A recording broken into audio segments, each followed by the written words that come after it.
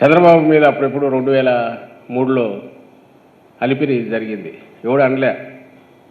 భద్రతా వైఫల్యం కూడా మా వాళ్ళు ఎవరు అనలే. అప్పుడు రాజశేఖర రెడ్డి గారు, అప్పుడు కాంగ్రెస్ అనుకో, రాజశేఖర రెడ్డి గారు ఉన్నారు. రాజశేఖర రెడ్డి గారు వెళ్ళి సంఘీభావంగా మౌన దీక్ష చేశారు తిరుపతిలో. ఇంకెవ్వడు టీడీపీ వాళ్ళు కూడా చేయలే.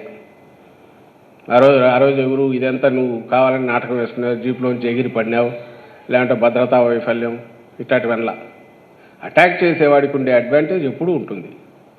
అది ఎంత భద్రత ఏది ఉన్నది ఉంటుంది. అది సెకండరీ ఇష్యూ. అలాగే ఎన్నికల సమయంలోనూ ఇలాంటి ప్రచారంలోనూ జనంలో ఉండడం అనేది అంతే సహజం. జనంలో ఉంటారు. వీలైనంత వరకు ఆ కల్చర్ డెవలప్ కాకుండా రాజకీయ పార్టీలు అనేవి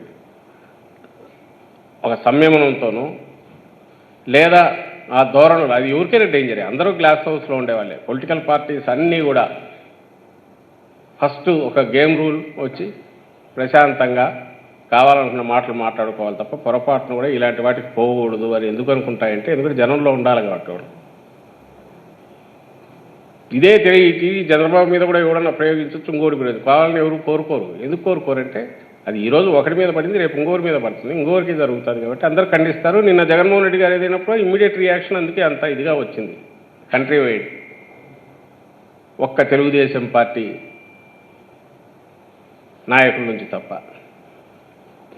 ఇంకా నాయకులకు ఆ కార్యకర్తలకు ఇది ఇలాగే కంటిన్యూ కమ్మని చెప్పడమే కదా. నేను వాళ్ళకే ఎందుకు అంటున్నానంటే, జగన్మోహన్ రెడ్డి గారి బస్సు యాత్ర మొదలయ్యాక దాన్ని చూసి ఎవరైనా కొంచెం ఇదైనా దాని ప్రభావం ఎవరి మీద నెగిటివ్గా పడి ఇబ్బందికరమైన పరిస్థితి క్రియేట్ చేస్తుంది ఎవరికంటే తెలుగుదేశం పార్టీకి, ఆ పార్టీతో అసోసియేట్ అయిన ఇతర పార్టీలకు కార్యకర్తలు. ఆయనతో పాటు ఉన్న ఆయన దత్తపుత్రుడి పార్టీ కావచ్చు, భారతీయ జనతా పార్టీ కావచ్చు.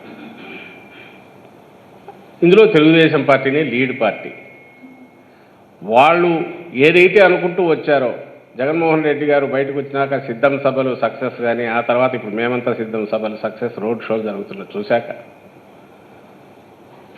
వాళ్ళ లోపల బలమైన కోరిక రాయలసీమ దాటిన తర్వాత తగ్గుతూ వస్తుందేమో అనుకుంటే, దానికి మించి మరింత ఇదిగా ఇక్కడ జనం రావడం చూస్తుంటే కొంచెం వాళ్ళకి ఇబ్బందికరమైన పరిస్థితే. ఆ ఇబ్బందికరమైన పరిస్థితి వచ్చినప్పటి నుంచే చంద్రబాబు నాయుడు టోన్ మారింది. రెచ్చగొట్టడం కూడా కనపడుతుంది. ఒకసారి అది వేసి చూపించు.